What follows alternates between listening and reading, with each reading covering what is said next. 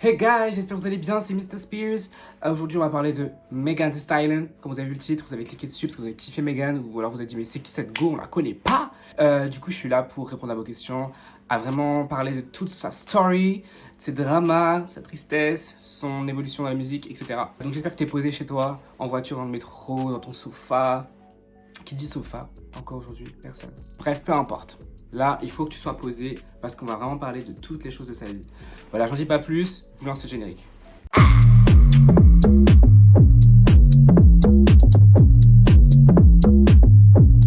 It's Mr. Spears.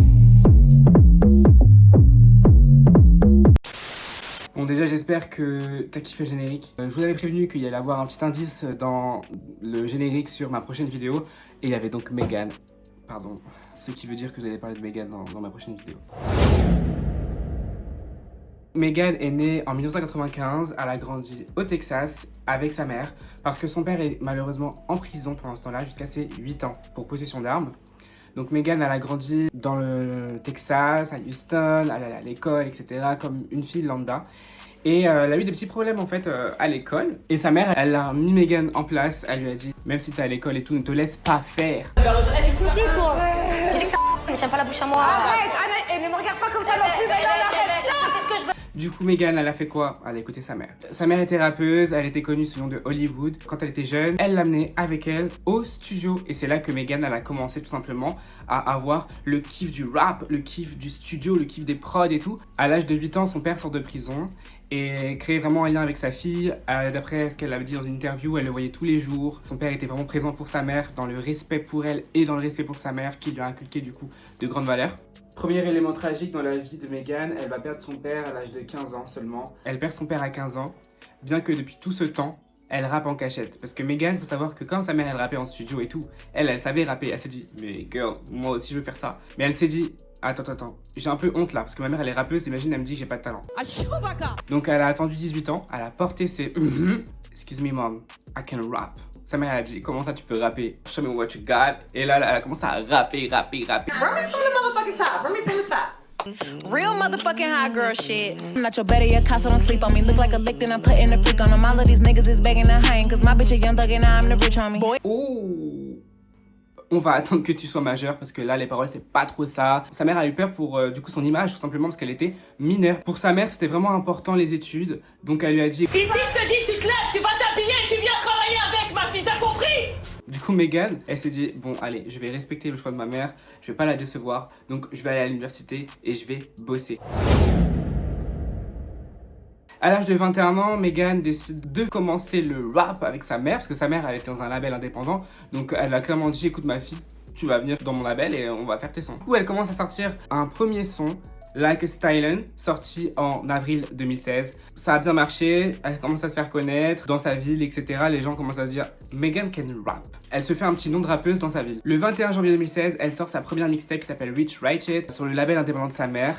Et le 18 septembre 2017, elle sort Make It Hot, un autre EP. Mais ce qui va vraiment la faire grandir au niveau de la musique et lui créer une crédibilité, c'est son petit freestyle qu'elle a sorti le 20 novembre 2017 qui s'appelle Style Freestyle, où vraiment elle s'est filmée dans la rue, un peu en mode street, tu vois. Et elle enchaîne avec Last Week in Houston, qui fait des millions de vues sur YouTube, où elle revendique vraiment qu'elle vient de sa ville du Texas, qu'elle vient du quartier, comment elle a grandi, etc. La difficulté de son enfance, mais tout avec un esprit très bad bitch. Arrive du coup 2018 où elle se fait repérer par le label 5001 qui est un label situé à Houston. Il est dans sa ville, il y a un mec qui la repère, elle se dit peut-être que je vais signer, peut-être que je vais pas signer, je sais pas. Et là ils lui ont dit écoute Megan, si tu signes pour nous là maintenant, on te donne 15 000 € cash.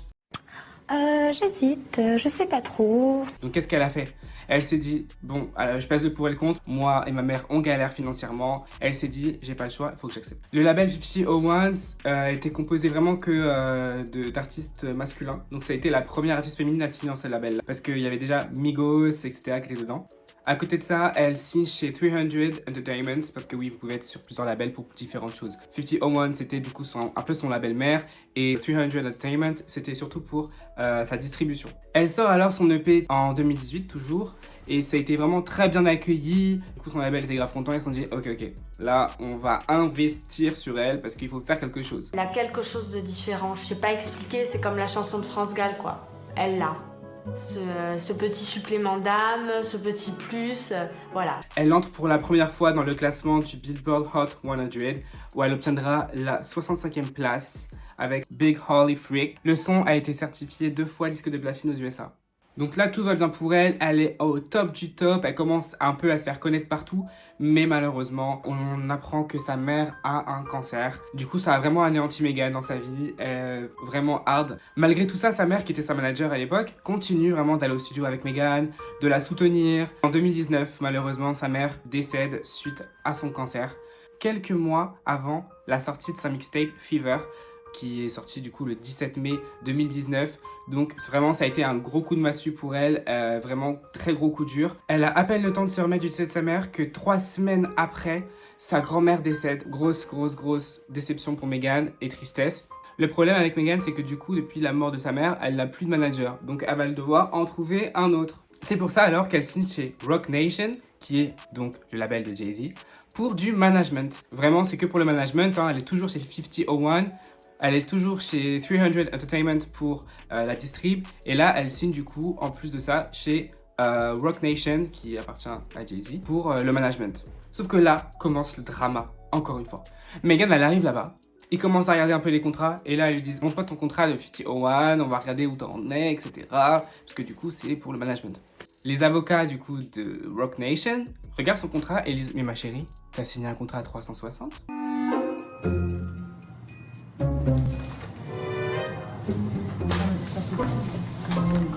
Tout de suite, Meghan, elle se dit, attends, c'est quoi ça, 360 ? J'avais 20 ans, j'ai signé ça, j'ai besoin d'argent, les 15 000 euros, tout ça.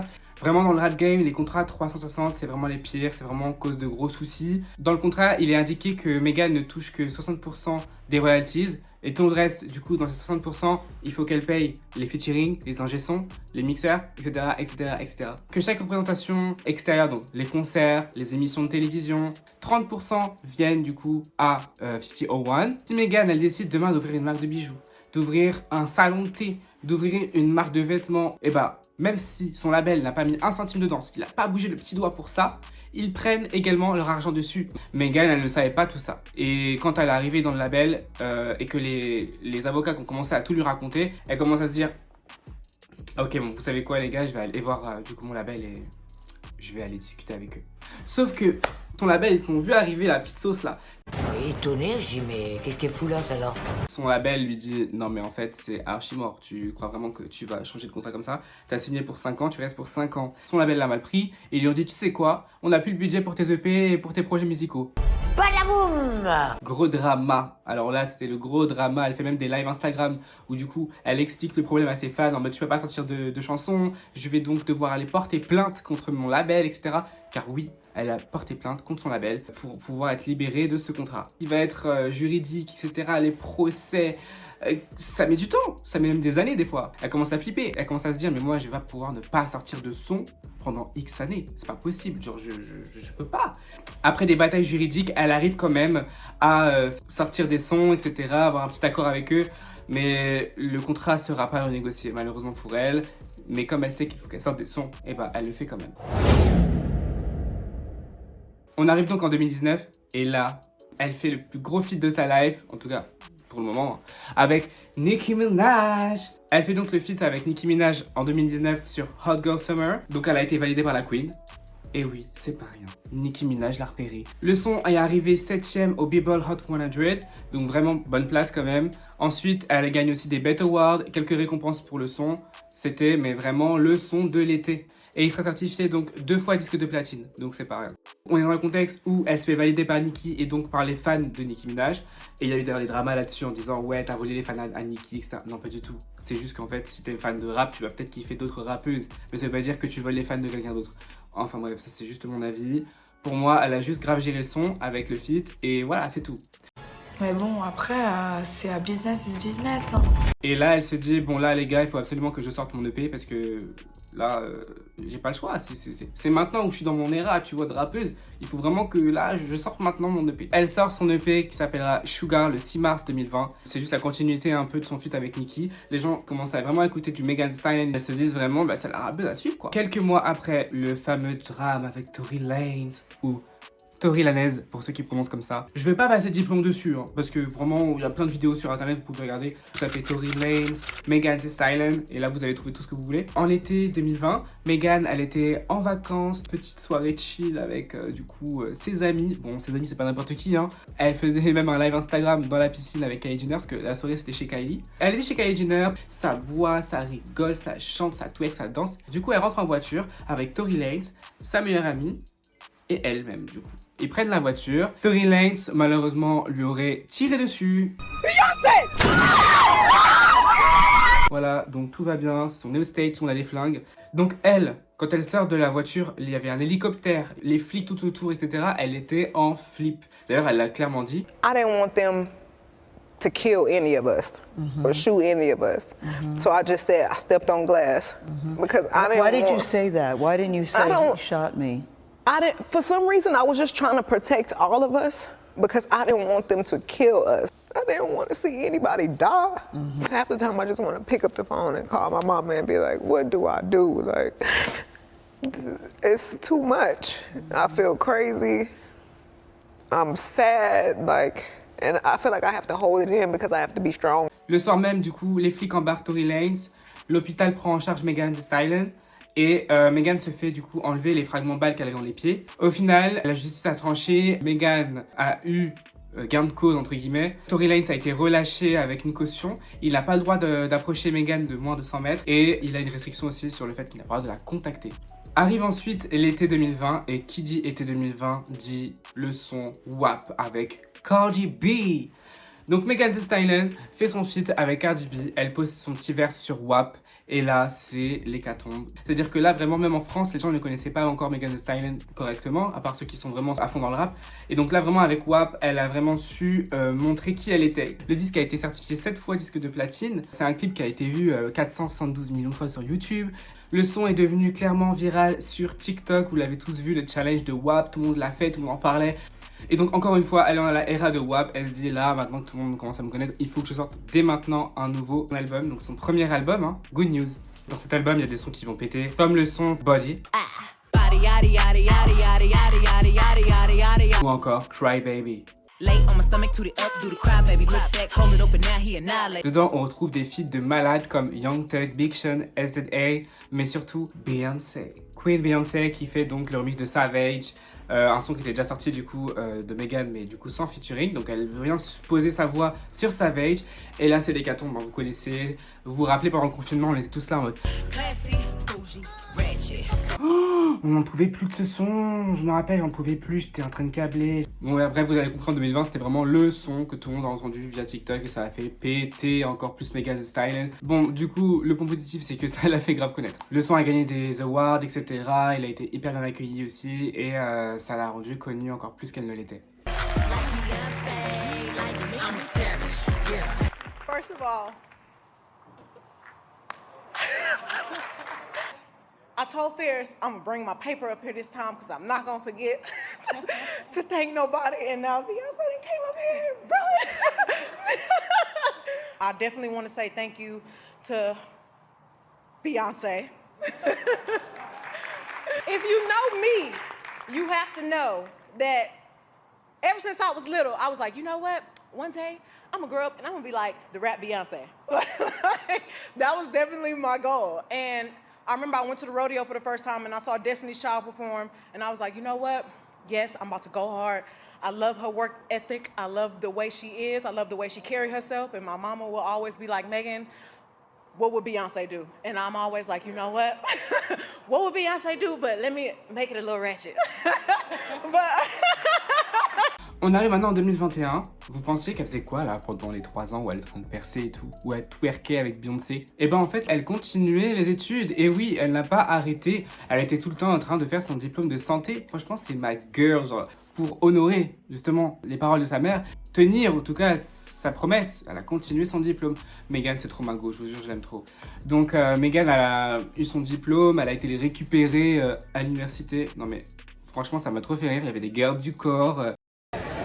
Megan Pete.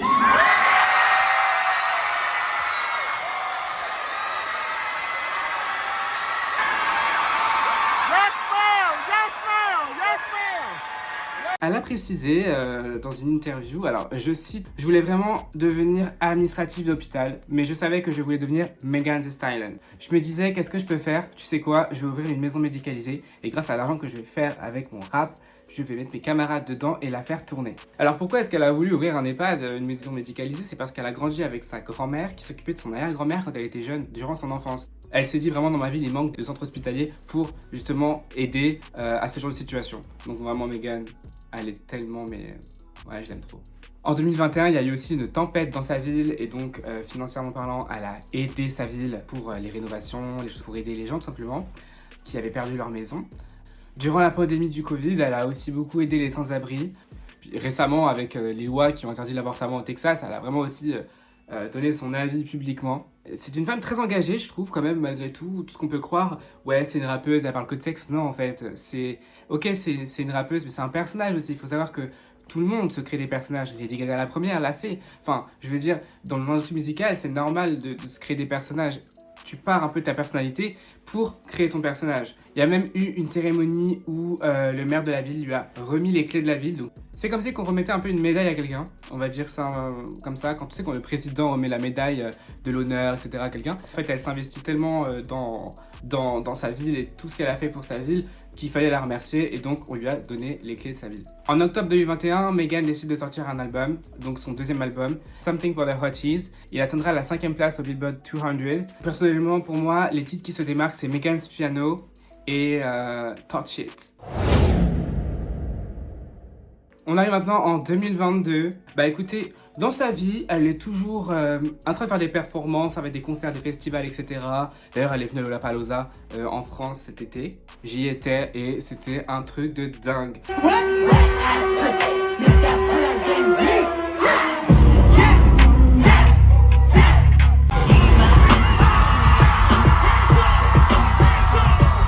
Elle a fait monter des gens sur scène pour twerker avec elle. Elle l'a fait 2 ou 3 fois. Bon, moi j'étais là en mode please, please, please, me, I wanna twerk with you. Je voulais quand même grave aller twerker avec elle et tout. Les gens ils ont filmé. C'est le personnage. Voilà, elle est comme ça. Elle prenait le téléphone des gens aussi, elle se filmait. Et ça, elle le fait souvent. Hein. Souvent, elle prend le téléphone des gens et ensuite elle se filme et tout, elle twerk dessus. Après, elle rend le téléphone. C'est assez drôle. Et en août 2022, elle sort son album Trauma Zine. Alors pourquoi Trauma Zine? Trauma parce qu'elle parle de ses traumas tout simplement. Et Zine, il me semble que c'est un rapport avec, tu sais, un dialecte en fait de sa ville pour parler de la codéine, cocaïne, un peu de drogue, un peu de tech, tu vois. Merci à Meg de ne pas avoir bâclé son album. Franchement, elle a bossé dessus alors qu'elle aurait pu tellement le bâcler cet album et nous dire mais tenez, prenez ça parce qu'elle est encore chez 5001 donc c'est eux qui vont prendre l'argent là. Elle s'est dit bon, je vais refaire un truc, c'est quand même mes fans, je vais pas vous décevoir quand même.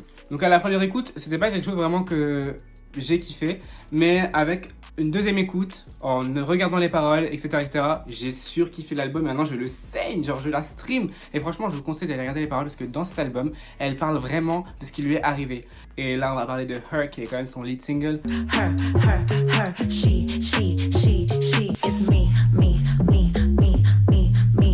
Tell your friends this her. Alors pourquoi est-ce qu'elle l'a sorti en lead single? Je pense tout simplement parce qu'elle est dans le label Roc Nation, que Jay-Z il a lancé l'era un peu ballroom, Drake a suivi un petit peu avec son dernier album.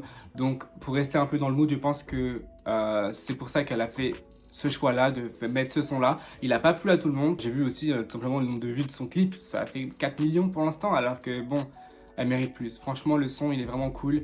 Pour moi, c'est vraiment le son qui sort un peu des autres. Et le clip il est très Beyoncé parce qu'il est en noir et blanc, un peu comme dans Single Ladies. On remarque un peu aussi les inspirations de Single Ladies qu'il y a eu, notamment quand elle marche avec les autres filles derrière, avec les autres danseuses juste derrière. À ce moment-là, c'est clairement repris de Beyoncé. On remarque également une petite référence à la fin du clip à Britney Spears, mais moi je le trouve tellement clean, elle est tellement belle. Dans Anxiety, elle se livre clairement. Dedans, elle parle vraiment de ses traumas. Dans Anxiety, elle dit même les bad bitches, elles ont aussi des mauvais jours. Donc elle parle un peu de ses faiblesses. Elle va parler du fait qu'elle n'ait plus ses parents avec elle. Clairement, elle dit si jamais t'as encore ton père et ta mère qui marchent sur la terre, aujourd'hui tu peux pas ressentir ce que je ressens. Elle parle aussi du drama avec Tory Lanez. Elle parle de Whitney, elle parle de Britney Spears et donc elle parle aussi de Marilyn Monroe. Elle dit clairement je danse sur du Britney, je chante sur du Whitney et en gros je fais la bad bitch comme Marilyn Monroe. Enfin moi je kiffe, franchement je kiffe. En plus la ref à Britney, bah, je peux que kiffer, je m'appelle Mr. Spears. Il y a Flip Flop aussi que j'ai vraiment bien aimé. Après franchement j'ai kiffé aussi Red Wine, Mrs. Nasty, le son avec Jhené Aiko, on en parle. Non mais il est incroyable.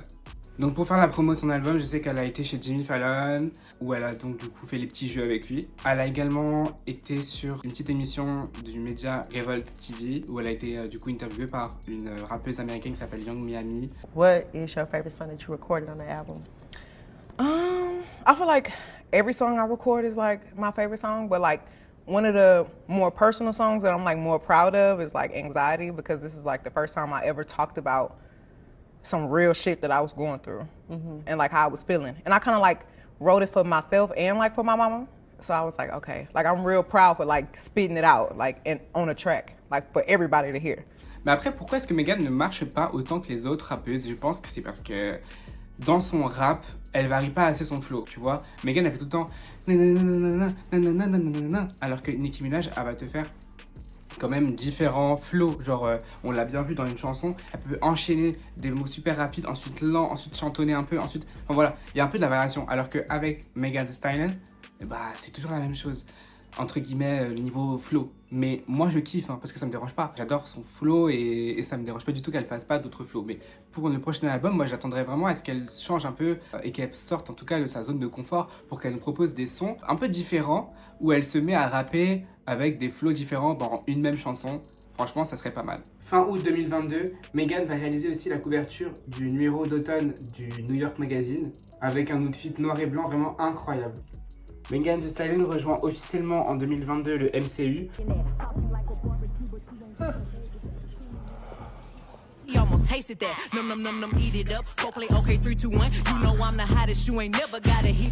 Oh, you are way more fun than my last lawyer. I will kill for you, Megan Thee Stallion. Dial it back.